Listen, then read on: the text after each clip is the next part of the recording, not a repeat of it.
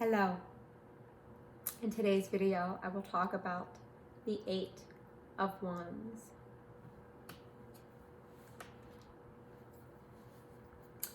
So the Eight of Wands is in the suit of wands. In a regular deck of cards, it is the Eight of Clubs. The Buddha family that I associate with this particular suit is Padma. The color is red and the element is fire. How I understand this particular card is its basic energy is going to be that of action. It's going to represent some kind of effort that's being put forth. And when I think about the effort of this particular card, in its upright position, it's going to represent working toward a goal, reaching a successful conclusion to that goal. And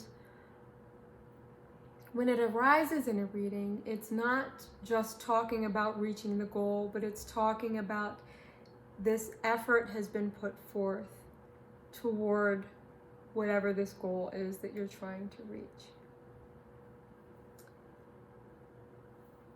It could, if there's a particular question or goal in mind, it will represent this energy that you've been putting forth to reach this goal.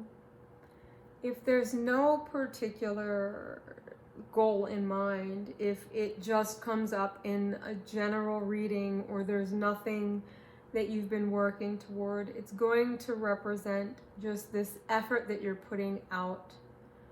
And it's not necessarily concentrated on a particular goal, but you're working really hard toward something, whether it's you're working really hard at your job or in your family or in your education. It's going to be that you're like working really hard at whatever you're doing in your life in this particular time. In its reversed position, this card is going to represent this effort that you're putting forth, but that it's not really focused. And so it can mean that you're jumping from one thing to the next and that you're not really using your energy wisely. Or it could mean that you are unfocused, and so you're putting energy into places that aren't going to help you reach your goal. When I think about this card in its upright position and the kind of energy that it's speaking to, I think about a farrier and the kind of concentrated energy that is required to shape metal.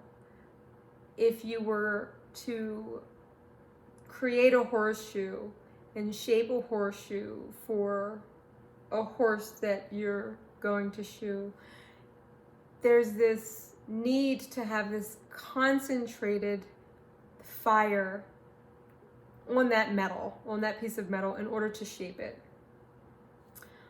This card is going to talk about that kind of concentration where it's very focused and there is some kind of goal or at least some concentration on what you're creating in that moment. Whereas if you were to disperse that energy, it wouldn't be very effective at warming the metal in order to shape it, because it wouldn't be hot enough, it wouldn't be concentrated well enough, it would be too dispersed, and so you wouldn't be able to accomplish your goal. And so in its reverse position, I often think of the fire that's kind of jumping around and not concentrating on its particular goal. This card is often represented by wands flying through the air, and for some reason that didn't feel quite correct for this card. It felt like the fire itself needed to be the thing that represented this movement. Excuse me, I'm not sure exactly why that is, but it's just, that's kind of how it came out, how it manifested. I feel like that's all I want to say about this card for now. I would like to thank you for joining me. I look forward to talking to you in the next video about the Nine of Wands. Thanks again. I'll talk to you soon.